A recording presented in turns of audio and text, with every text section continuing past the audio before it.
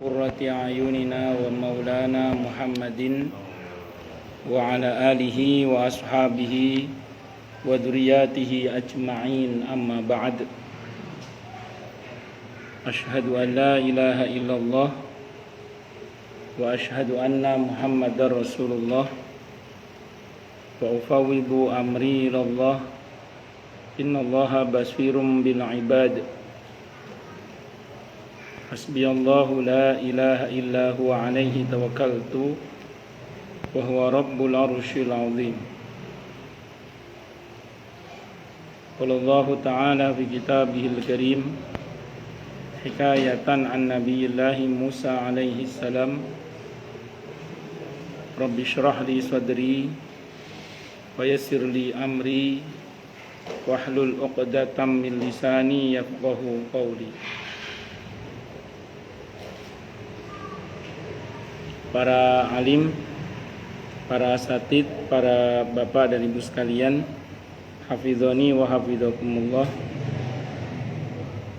Wabil khusus segenap pengurus Majelis Ta'lim Sabilul Muhtadin, yang semoga pengurusnya dan jamaahnya selalu dalam naungan rahmat, barokah, perlindungan serta bimbingan Allah Subhanahu wa taala. Amin Allahumma amin insyaallah. Dan tentu saya doakan semoga kemuliaan panjenengan semua, kita semua selalu dijaga dan ditingkatkan terus oleh Allah Subhanahu wa taala. Amin. Sebagai seorang muslimah, sebagai seorang istri, sebagai seorang ibu, sebagai seorang ayah, seorang suami, kakek, nenek, dunia hingga surga. Amin. Allahumma amin insyaallah.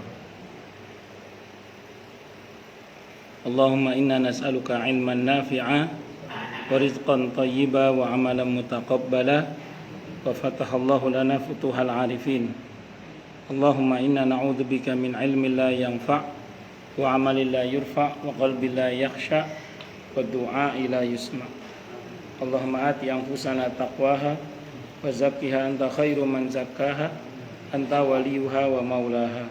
Amin Allahumma amin insyaallah.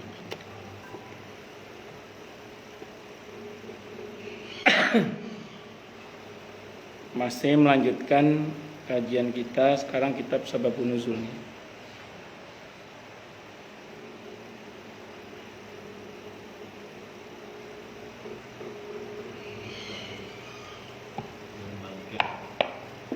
Sebelum melanjutkan kita doa dulu nih. Yang pertama untuk Bapak Giati nih, yang sedang sakit. Yang kedua Bapak Trianto. Mudah-mudahan lekas pulih kembali, sehat wal afiat kembali, panjang umur yang mubarakah dalam ketaatan kepada Allah dan Rasulnya Muhammad sallallahu alaihi wasallam. Syafahumullah syifaan ajilan la ba'sa tahurun la yughadiru saqaman ala hadin ya salihah wa ala kulli niyatin salihah. Al-Fatihah. A'udzu billahi minasyaitonir rajim. Bismillahirrahmanirrahim. Alhamdulillahi rabbil alamin arrahmanir rahim maliki yaumiddin iyyaka na'budu wa iyyaka nasta'in ihdinas siratal mustaqim siratal ladzina an'amta 'alaihim ghairil maghdubi 'alaihim waladdallin. Amin. Bismillahirrahmanirrahim. Sababun Nuzul surah An-Nisa ayat 153 sampai 156.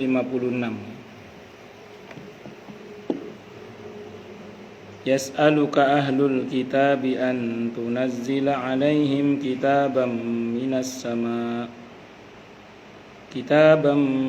sama'i faqad sa'alu Musa akbar min dhalika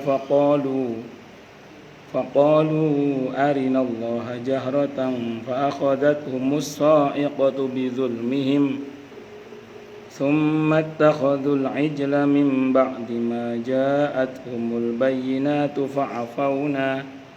فعفونا عن ذلك وآتينا موسى سلطانا مبينا. Ahli kitab meminta kepadamu agar kamu menurunkan kepada mereka sebuah kitab dari langit. Maka sesungguhnya mereka telah meminta kepada Musa yang lebih besar dari itu. Mereka berkata, perlihatkan Allah kepada kami dengan nyata. Maka mereka disambar petir karena kezalimannya, dan mereka menyembah anak sapi sesudah datang kepada mereka bukti-bukti yang nyata. Lalu kami maafkan mereka dari yang demikian, dan telah kami berikan kepada Musa keterangan yang nyata. Jadi kalau sekarang Bani Israel ngeyel kepada kamu wahai Nabi, kira-kira gitu. Dulu lebih lagi kepada Nabi Musa. Kepada Nabi Musa alaihissalam mereka malah nantang ingin melihat Allah secara langsung. Kan songong. Bukan makomnya. Para Nabi dan Rasul aja tidak semuanya Allah berkenan bicara langsung, bertemu langsung. Ini kok secara songong mau melihat langsung Allah. Nabi Musa aja nggak kuat, ini kok nantang-nantang. Maka disambar petir, mati. Begitu mati kata Nabi Musa, ya Allah, kalau mereka mati terus saksi saya siapa nanti? Kan saksinya mati semua. 70 orang terbaik Bani Israel.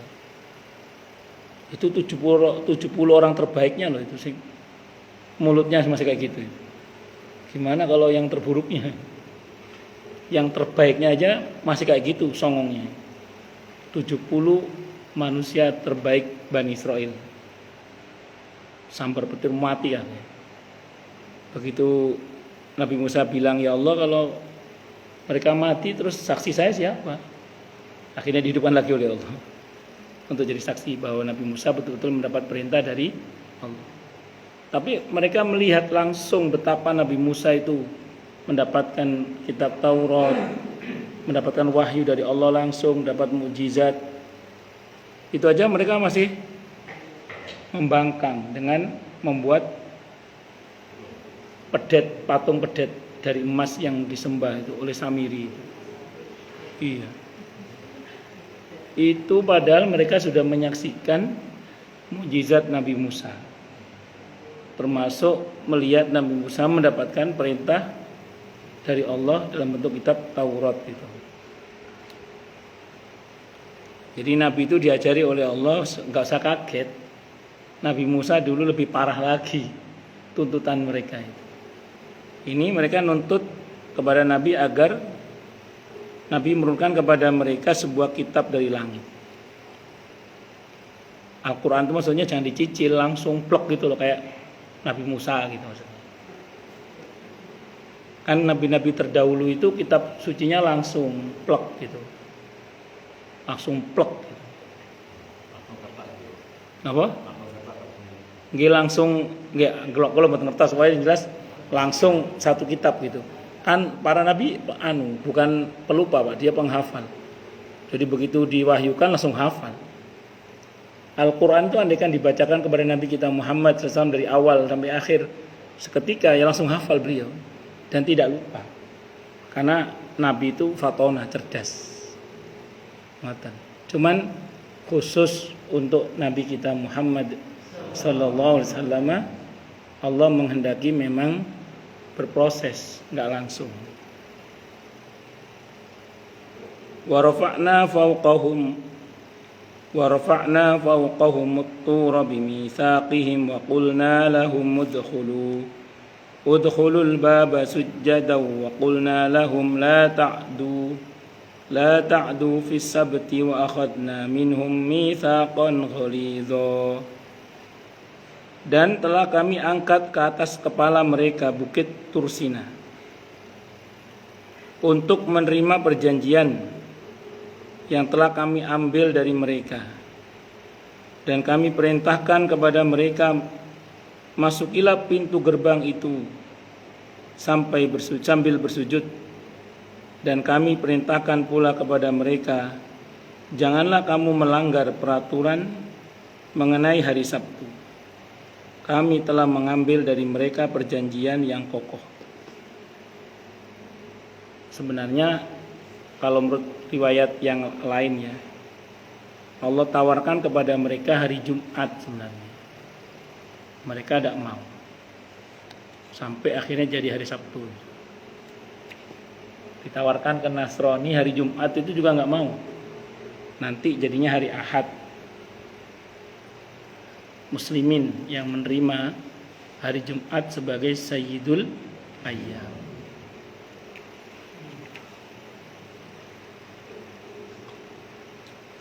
Tapi nanti seperti yang kita ketahui dalam pembahasan surah Al-Baqarah itu, begitu diturunkan hari Sabtu, ketetapan harus sholat Sabtuan gitu ya, diuji mereka dengan datangnya ikan di laut. Kepencut gak gak Sabtuan tapi golek iwa. Cuman mereka pinter pakai hela gitu. Jadi kalau menjelang Sabtu itu mereka udah pasang kayak jebakan-jebakan gitu, jaring-jaring gitu. Sehingga nanti pas Sabtu banyak ikan itu, ya ikannya masuk ke perangkap-perangkap mereka gitu. Tapi singkat cerita akhirnya dikutuk mereka banyak. Yang balelo itu dikutuk menjadi monyet. Itu ada yang mengatakan memang betul-betul berubah menjadi monyet. Tapi nggak lama, cuma 7 hari setelah itu mati. Ada yang mengatakan kelakuannya kayak monyet. Dikutuk kelakuannya kayak monyet.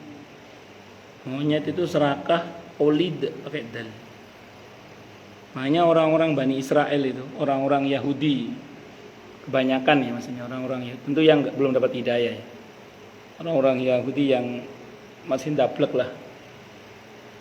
Itu kalau bermuamalah dengan orang di luar kelompoknya, selalu membuat aturan bagaimana dia untung secara pasti.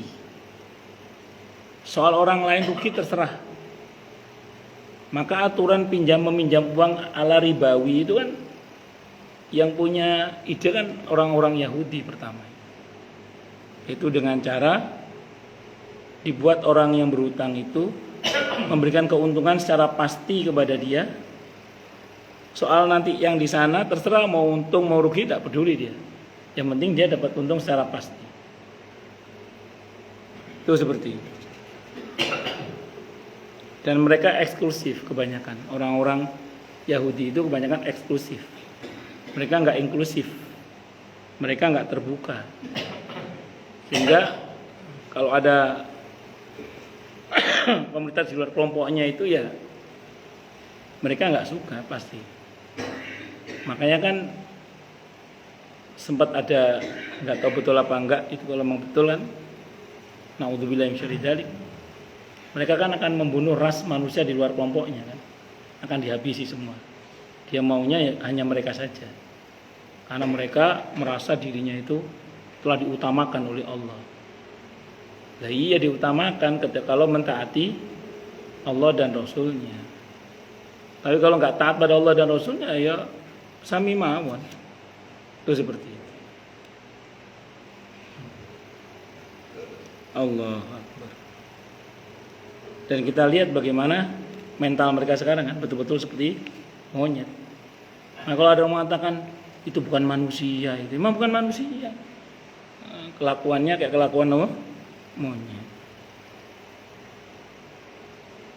Fabima naqdihim mitsaqahum wa kufrihim bi ayatillahi wa qatlihimul anbiya bighairi haqqin wa qawlihim qulubuna ghulf bal taba'allahu 'alaiha bikufrihim fala yu'minuna illa qalila. Maka kami lakukan terhadap mereka beberapa tindakan disebabkan mereka melanggar perjanjian itu dan karena kekafiran mereka terhadap keterangan-keterangan Allah, dan mereka membunuh nabi-nabi tanpa alasan yang benar dan mengatakan hati kami tertutup. Bahkan sebenarnya Allah telah mengunci mati hati mereka karena kekafirannya. Karena itu mereka tidak beriman kecuali sebagian kecil dari mereka. Ya karena mereka melanggar apa yang dijanjikan, akhirnya Allah ambil tindakan-tindakan buat mereka, di antaranya yaitu dikutuk menjadi seperti apa? Monyet itu. Wa bikufrihim wa qaulihim ala Maryam buhtanan azimah. Dan karena kekafiran mereka terhadap Isa dan karena tuduhan mereka terhadap Siti Maryam alaihissalam dengan kedustaan besar, itu dengan menuduh beliau berzina, naudzubillahi minasyaitonir rajim. Dalam satu riwayat dikemukakan bahwa orang-orang Yahudi datang menghadap Rasulullah sallallahu alaihi wasallam dan berkata, sesungguhnya Musa telah membawa alwah 10 perjanjian dari Allah. Sekarang coba Tuhan datangkan alwah kepada kami agar kami percaya kepada Tuhan. Maka turunlah ayat ini yang menegaskan bahwa kaum Yahudi pernah meminta sesuatu kepada Musa lebih dari apa yang dimintanya sekarang. Tetapi mereka tetap ingkar setelah dikabulkannya, sehingga Allah melaknatnya. Setelah mendengar ayat ini, An-Nisa ayat 153 sampai 156, berdirilah seorang Yahudi dan berkata, Allah tidak menurunkan apa-apa kepadamu, dan juga tidak menurunkan apa-apa kepada Musa, kepada Isa, atau kepada siapapun. Maka Allah menurunkan fama qadarullah haqqa qadrih, dan mereka tidak menghormati Allah dengan penghormatan yang semestinya. Al-An'am ayat 1. Setelah teguran atas kelancangan mereka, diriwayatkan oleh Ibnu Jarir bersumber dari Muhammad ibn Ka'ab al-Quradi. Nabi itu kalau nuruti banyak maunya orang-orang Yahudi, orang-orang kafir itu, yang bukit sofa suruh jadi emas lah. Itu Nabi itu hampir semuanya mau mengiyakan semua itu, hampir. Kata Allah enggak usah. Yang sebelumnya sudah begitu tapi tetap aja ndablek. Kurang hebat bagaimana coba? Onta keluar dari batu, yang air susunya itu cukup untuk minum orang sekampung. Kurang bagaimana Nabi Ibrahim dibakar hidup-hidup, enggak apa-apa itu. Kurang bagaimana Nabi Musa membelah lautan. Lah dituruti kabeh. Donon TE, memang dasarnya ingkar ya ingkar aja udah. Kalau dasar iman ya iman. Tapi tetap setiap nabi itu Allah bekali dengan mukjizat. Setiap nabi Allah bekali dengan apa? Mukjizat.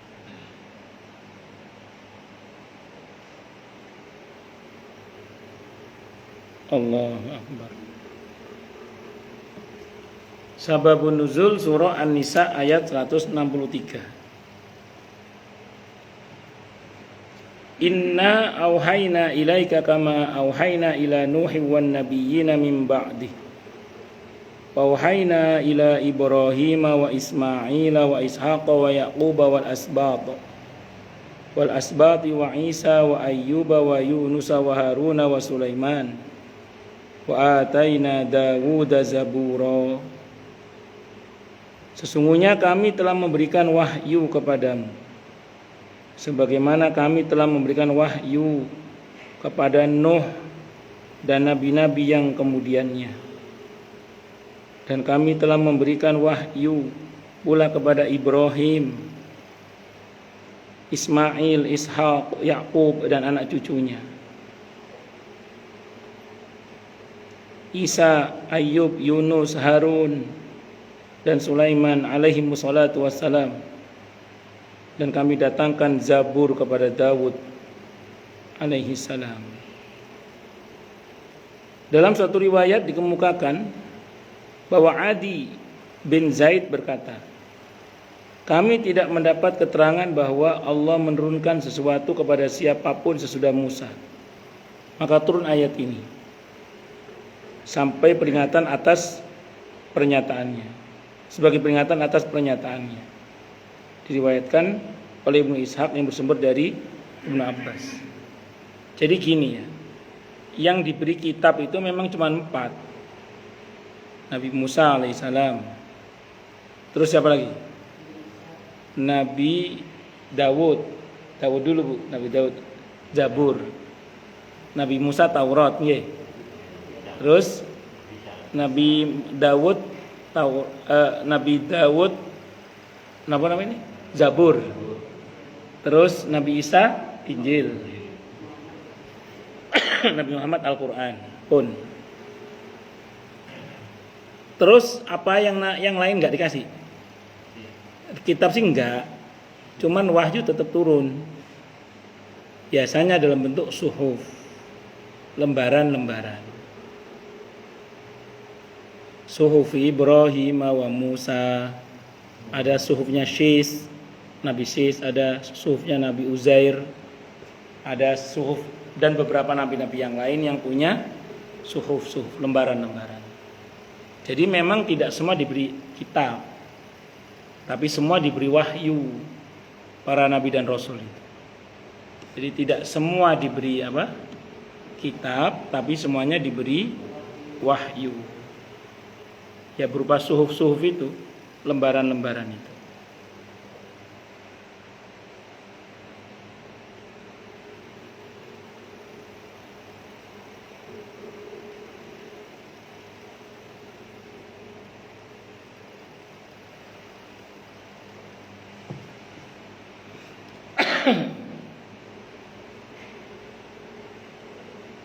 Pun sababun nuzul surah An-Nisa ayat 166. Lakinillahu yashhadu bima anzala ilaika anzalahu bi'ilmihi wal malaikatu yashhadun wa kafa billahi syahida. Mereka tidak mau mengakui yang diturunkan kepadamu itu, tetapi Allah mengakui Al-Quran dan diturunkannya kepadamu. Allah menurunkannya dengan ilmunya, dan malaikat-malaikat pun menjadi saksi pula. Cukuplah Allah yang mengakuinya. An-Nisa ayat 166. Dalam satu riwayat dikemukakan ketika segolongan kaum Yahudi datang menghadap Rasulullah sallallahu alaihi wasallam, beliau bersabda, "Demi Allah, aku yakin bahwa kalian tahu sesungguhnya aku Rasulullah, utusan Allah." Mereka berkata, "Kami tidak mendapat keterangan tentang hal itu."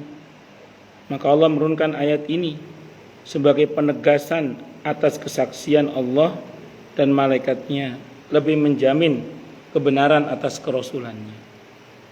Diriwayatkan oleh Ibnu Ishaq yang bersumber dari Ibnu Abbas radhiyallahu anhuma. Wallahu alam bisawab. Jadi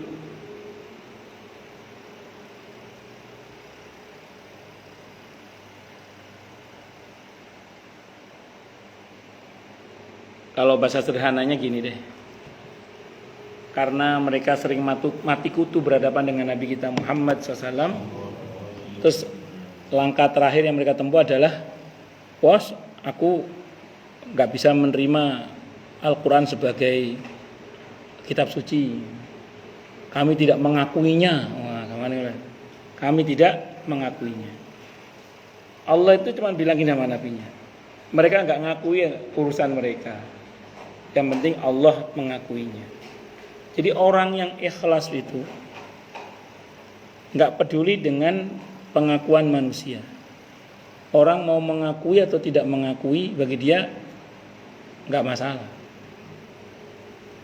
Karena yang penting itu pengakuan dari Allah Subhanahu wa ta'ala. Makanya semoga kita ini diakui oleh Allah sebagai hambanya. Amin.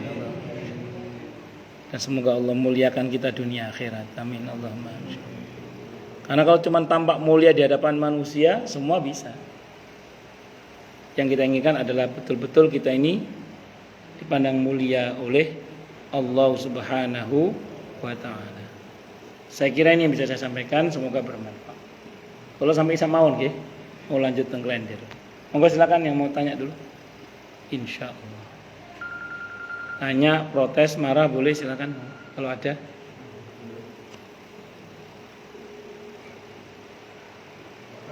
Oke, monggo Pak. Waalaikumsalam warahmatullahi wabarakatuh.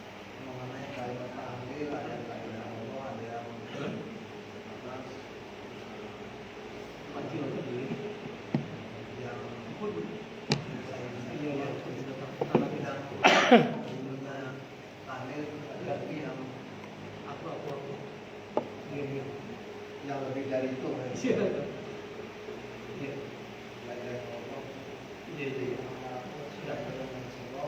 bilang hati itu kepada juga karena jauh Ada, saya nggak hafal gitu. Ada panjang, nggak hafal ya. Ada keutamaannya apa itu saya lupa itu, mohon maaf. Ada ya, tapi saya lupa saya. Dan saya nggak hafal juga emang. Pernah saya ikuti, saya nggak hafal juga. Biasanya yang mengamalkan ini ahli thariqah biasanya. Mengamalkan la ilaha illallah yang model itu. Ahli thariqah. Tapi ada riwayatnya. Bukan tanpa dasar juga. Ada riwayatnya. Saya mendengar itu dari Allahyarham, di antaranya dari Allahyarham Sayyid Muhammad Alawi Al-Maliki rahimahullah di antara. Nggih. Ngoten nggih? Monggo yang lain, monggo Pak.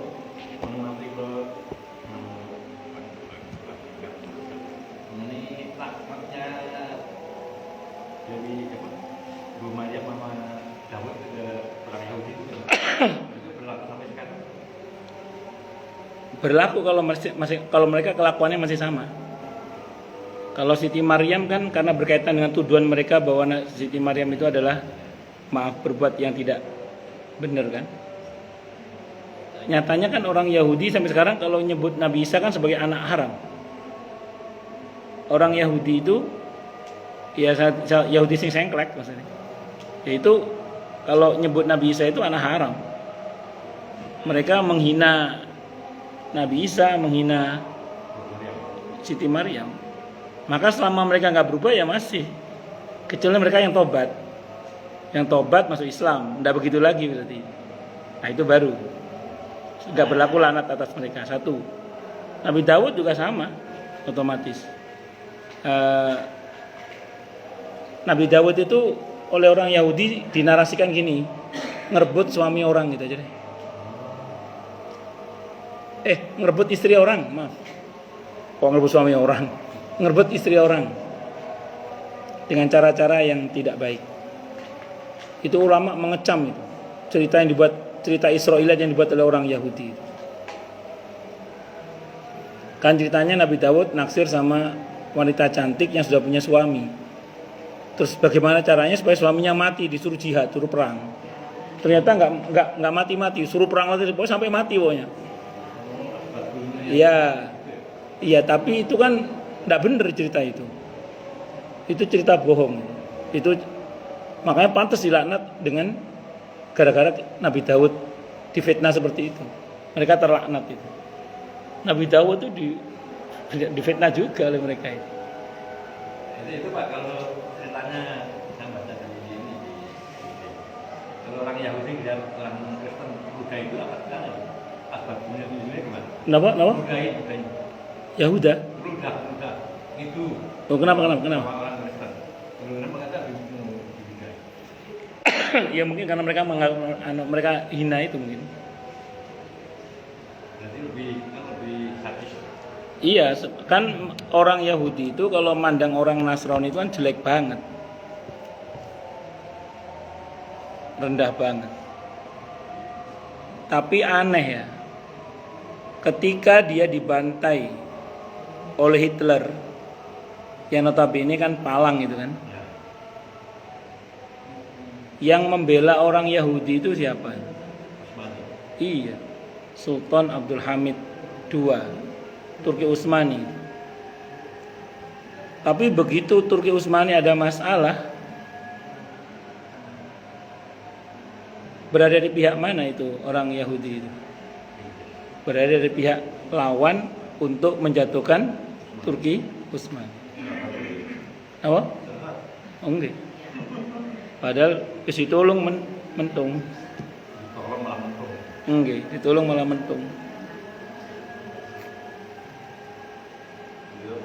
Iya.